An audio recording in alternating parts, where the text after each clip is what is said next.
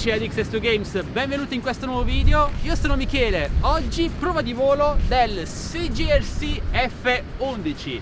Se non l'avete ancora vista andate a vedere l'unboxing e la prova in mano nello scorso video che vi linko nella scheda qui in alto a destra.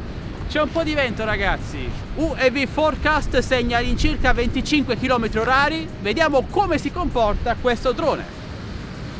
Vi ricordo che costa davvero poco, attorno ai 150 euro, è pieghevole con GPS, motori brushless. Uno dei problemi principali di questo drone ragazzi è che è davvero basso, quindi rischia con le eliche di toccare qualsiasi sassolino, ciuffo d'erba, quindi state attenti quando decollate e quando atterrate. Se avete una base di partenza, di decollo è molto meglio. Purtroppo io me la sono dimenticata. Prima cosa da fare, calibrazione bussola, stick in alto verso gli interni, i LED inizieranno a lampeggiare, ruotate prima così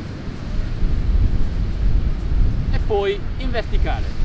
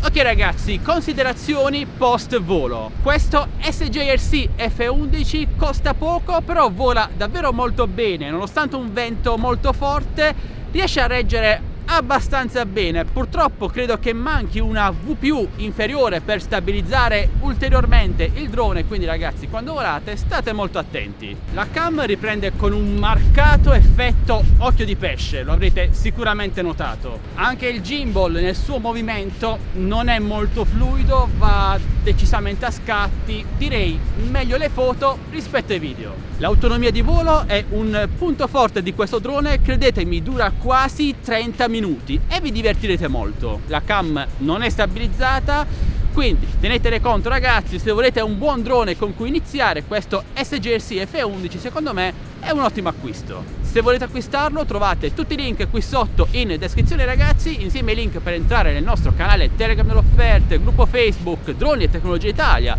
canale Instagram, entrate numerosi. Infine se volete supportare questo canale, come sempre un bel like, un commento, una condivisione e iscrivetevi se non l'avete già fatto. Questo è tutto, alla prossima, ciao ragazzi!